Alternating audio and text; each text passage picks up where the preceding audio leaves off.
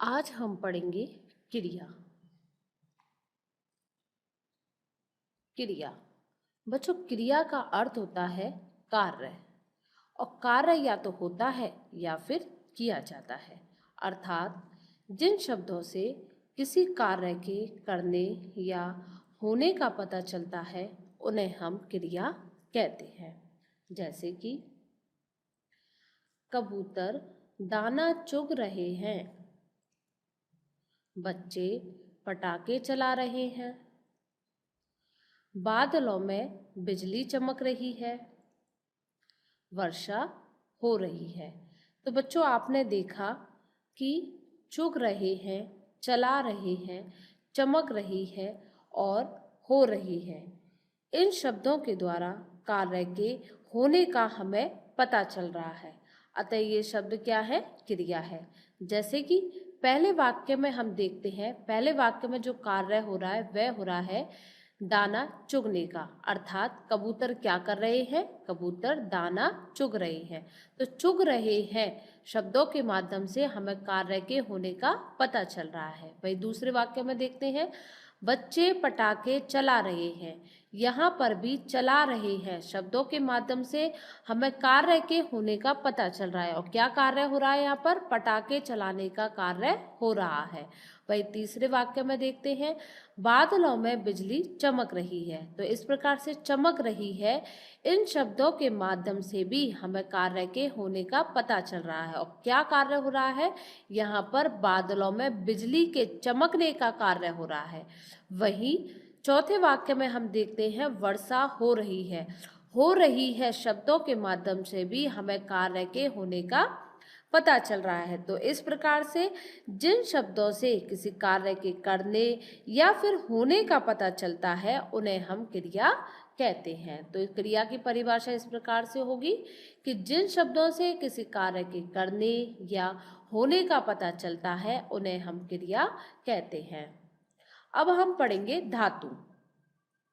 क्रिया के मूल रूप को हम धातु कहते हैं, तथा क्रिया के बारे में पढ़ने से पहले हमें धातु के बारे में पढ़ लेना बहुत ज़्यादा जरूरी है। क्योंकि अगर हमें यही नहीं पता रहेगा कि धातु किसे कहते हैं तो हम क्रिया कैसे पढ़ेंगे। तो क्रिया का जो मूल रूप होता है उसे हम कहते हैं धातु, तथा धातु के साथ हम प्रत्यय लगा करके अन्य क्रिया शब्द बनाते हैं। या फिर हम कहें कि धातु के साथ ना प्रत्यय लगा करके अन्य क्रिया शब्द बनते हैं। जैसे कि खाना, पीना, चलना, रोना, आना, जाना, इन सभी शब्दों में ना प्रत्यय लगा हुआ है। तो क्रिया की परिभाषा इस प्रकार से होगी कि क्रिया के मूल रूप को हम धातु कहते हैं। जैसे कि आ क्या है? क्रिया का मूल रूप है, अर्थात एक धातु है। जब इसमें हम ना प्रत्यय लगाएंगे तो शब्द बन जाएगा आना। और आना क्या है? आना एक क्रिया शब्द है। ऐसे ही पढ़, पढ़ एक क्रिया का मूल रूप है, अर्थात धातु है। पढ़ धातु में जब हम ना प्रत्यय लगाएंगे तो बनेगा पढ़ना। इस प्रकार से पढ़ना एक क्रिया हो गई। ऐसे ही चल, चल धातु में जब हम ना प्रत्यय लगाएंगे तो बनेगा चलना। कर, कर धातु में जब ना प्रत्यय लगाया तो बन गया करना। लिख धातु में जब ना प्रत्यय लगाया तो बन गया लिखना। तो इस प्रकार से हमने देखा धातु के साथ प्रत्यय लगाकर या फिर कहें ना प्रत्यय लगा करके हम अन्य क्रिया शब्द बनाते हैं। तो इस प्रकार से बच्चों हमने जाना कि क्रिया के मूल रूप को धातु कहते हैं तथा धातु के साथ प्रत्यय लगा करके अन्य क्रिया शब्द बनाते हैं। जैसे कि यहाँ पर हमने धातुओं के साथ ना प्रत्यय लगा करके ये क्रिया शब्द बनाए, आना, पढ़ना, चलना, करना, लिखना। तो बच्चों अब आप जान गए होंगे कि धातु किसे कहते हैं। अब हम पढ़ेंगे क्रिया के भेद। बच्चों, क्रिया के दो भेद होते हैं, कर्म के आधार पर और रचना के आधार पर। कर्म के आधार पर क्रिया के दो भेद होते हैं, यानी दो उपभेद होते हैं, अकर्मक क्रिया और सकर्मक क्रिया। तथा रचना के आधार पर क्रिया के 5 उपभेद होते हैं, सामान्य क्रिया, संयुक्त क्रिया, नाम धातु क्रिया, प्रेरणार्थक क्रिया और पूर्वकालिक क्रिया। सबसे पहले हम जानेंगे कर्म के आधार पर क्रिया के भेद। कर्म के आधार पर क्रिया के दो भेद है, अकर्मक और सकर्मक क्रिया। अकर्मक। अकर्मक शब्द का अर्थ होता है बिना कर्म के, अर्थात जिस क्रिया के साथ कर्म ना हो वह क्या कहलाती है? अकर्मक क्रिया। या फिर जिस क्रिया के कार्य का फल कर्ता पर पड़ता है उसे हम कहते हैं अकर्मक क्रिया। सकर्मक क्रिया, सधन कर्मक, अर्थात जो कर्म के साथ है क्रिया, अर्थात जिस क्रिया का कर्म होता है। या फिर हम यह भी कर सकते हैं कि जिस क्रिया के कार्य का फल सीधा कर्म पर पड़ता है उसे हम कहते हैं सकर्मक क्रिया, तथा जिस क्रिया के कार्य का फल सीधा कर्ता पे पड़ता है उसे हम कहते हैं अकर्मक क्रिया। अब हम जानेंगे रचना के आधार पर क्रिया के भेद। जैसा कि मैंने अभी आपको बताया कि रचना के आधार पर क्रिया के 5 भेद होते हैं। तो सबसे पहले हम जानते हैं सामान्य क्रिया के विषय में। जब किसी वाक्य में एक ही क्रियापद का प्रयोग किया जाए या एक ही क्रिया का प्रयोग किया जाए तो वहां पे सामान्य क्रिया होती है या वह सामान्य क्रिया कहलाती है।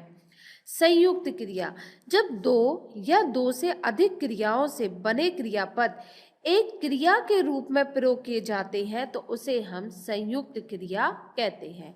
नाम धातु क्रिया, संज्ञा, सर्वनाम, विशेषण से बनी क्रियाएं नाम धातु क्रिया कहलाती हैं।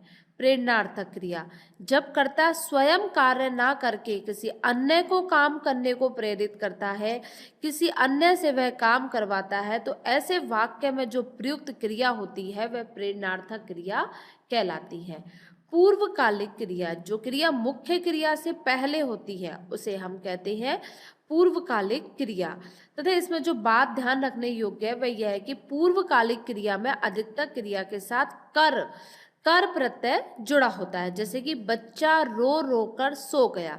अब इस वाक्य में हम देखेंगे कि बच्चा रो रो कर सो गया, तो सोना एक मुख्य क्रिया है, उससे पहले कौन सी क्रिया हो रही है? रोने की, तो वह रो रो कर, तो इस प्रकार से रोना क्रिया में इसमें कर प्रत्यय लगा हुआ है। तो इस प्रकार से पूर्वकालिक क्रिया में अधिकतर क्रिया के साथ कर प्रत्यय जुड़ा रहता है। तो इस प्रकार से हमने जाना कि क्रिया के 2 भेद होते हैं, कर्म के आधार पर और रचना के आधार पर।